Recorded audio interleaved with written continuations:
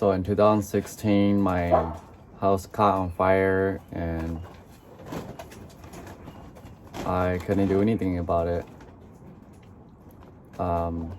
Everyone got out safely thanks to my great grandma and my dad.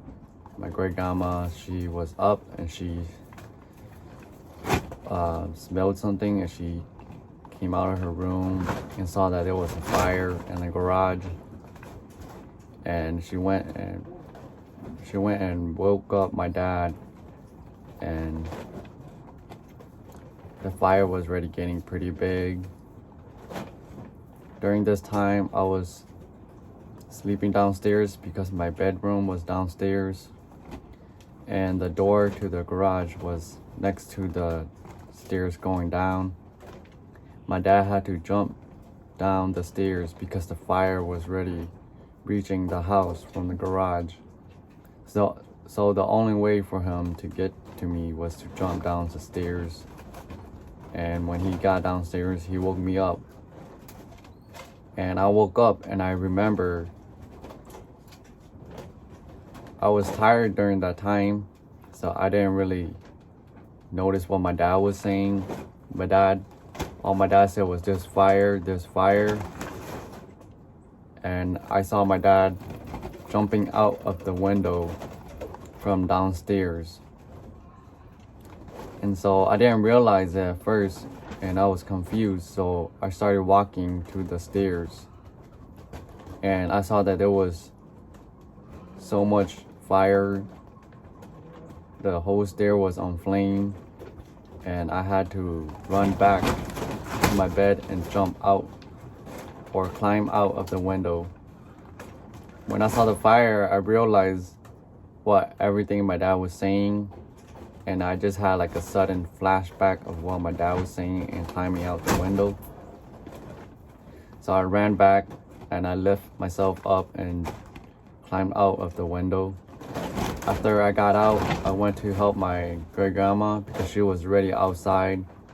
I had to pull her all the way to the street because she was panicking and she couldn't walk. So I had to drag her to the street. And my mom got all the kids out. But then my two sisters, they were sleeping in the seasoning porch, which was behind the house. And so my dad had to run to the back to knock on the door. The garage was right next to the seasoning porch too.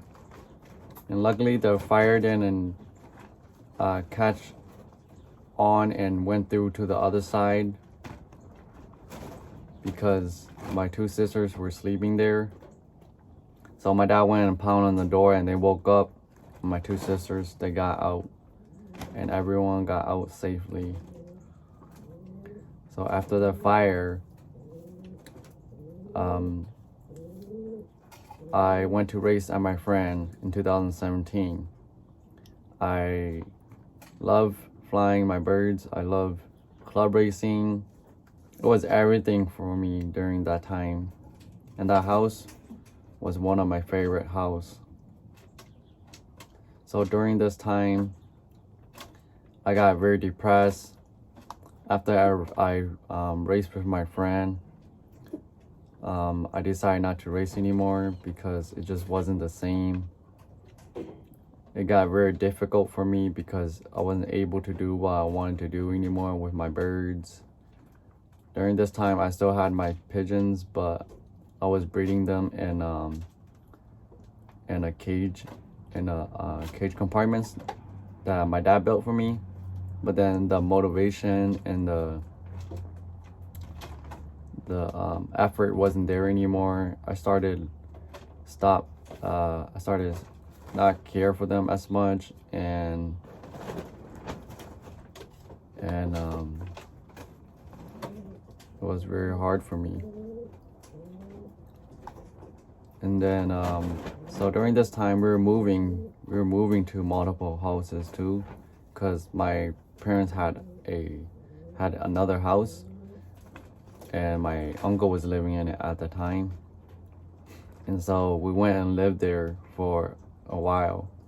We lived there for a year or two before we found a new house. And then we moved to the new house, and during that time I still had my birds. But then I started to get very depressed because I couldn't find a way to raise my birds. I was too far out. We went and lived about an hour away from the city. And it was hard for me during that time because I was a kid. You know, I couldn't drive. So I just decided that I wasn't gonna raise my pigeons anymore. And understand that I was young during that time. I was around 17, 18. And it was very depressing for me. I had a lot of stress, and then I started going out a lot. I had to give up on raising pigeons. Now, when I was young, when I was around 14 to 16, I would save up all my money. I would save up all my money for my birthdays. I would collect coins from my family. I would collect coins I find, and any extra change I would get from my family or whatever I found laying around. I'll collect all those, and I'll use it all on my birds. And I was very passionate about my birds, but after that, it got very hard for me. And so I stopped racing pigeons because I wasn't 21 yet, so I wasn't able to enter into one-off races. And I was too far away, so I didn't think that I would be able to fly in club. And even if I did, my parents would have to help me a lot. And so I didn't race.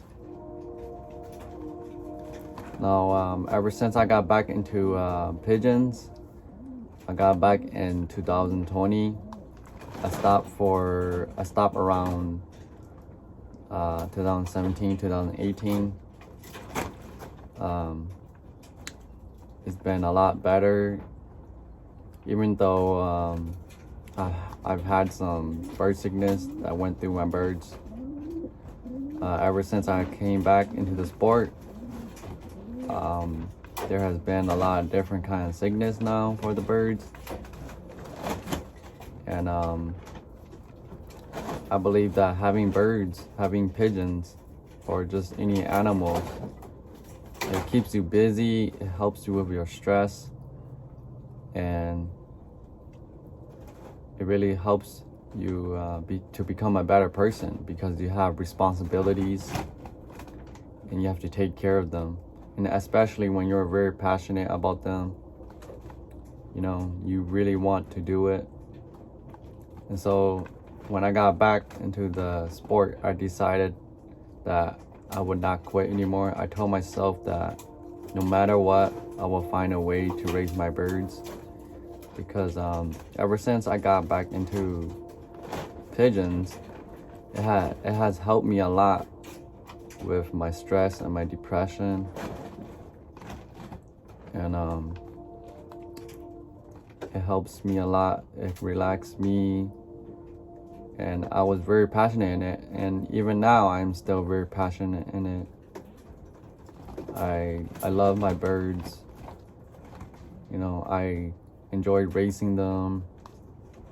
Right now I'm not racing in club anymore because I moved from Minnesota, and then in 2021 was when me and my friend, we decided to race together again and try it out. And after that year, I decided that I will be moving to my parents down here in Oklahoma. So yeah, that's how it's been now. But I'm thinking about moving back to Minnesota maybe after this year.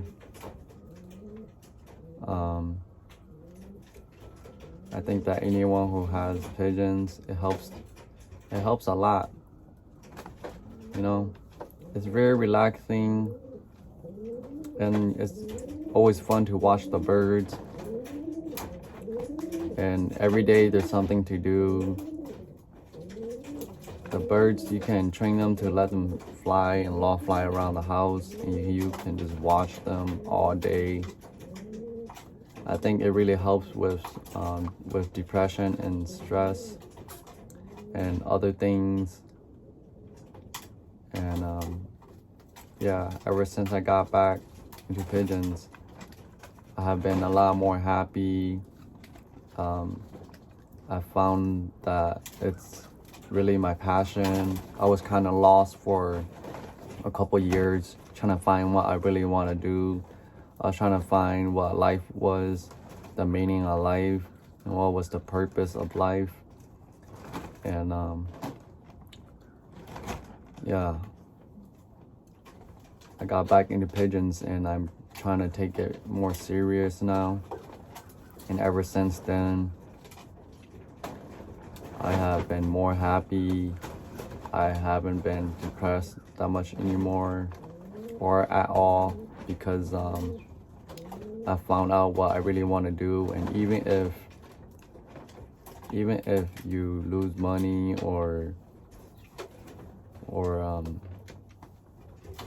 there's a lot of things you have to do for them, when you're very passionate in it, you should do it.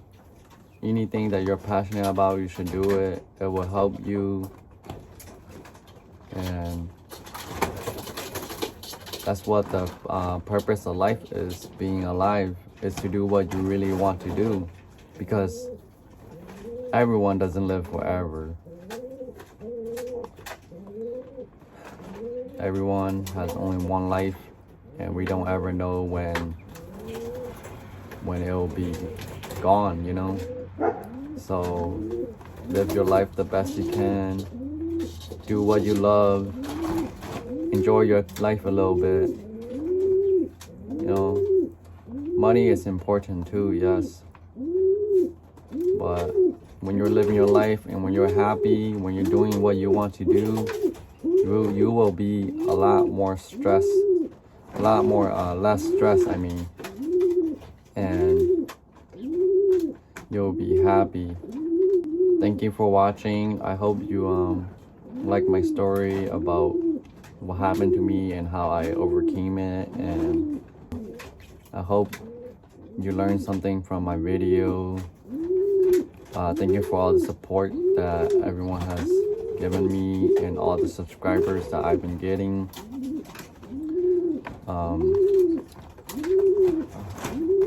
hope you guys enjoy a little bit of my story about my pigeon racing and how my house got on fire. Please leave a like, a comment, and subscribe. It would help me a lot, and I appreciate it a lot. Thank you everybody for watching this video, and have a nice day.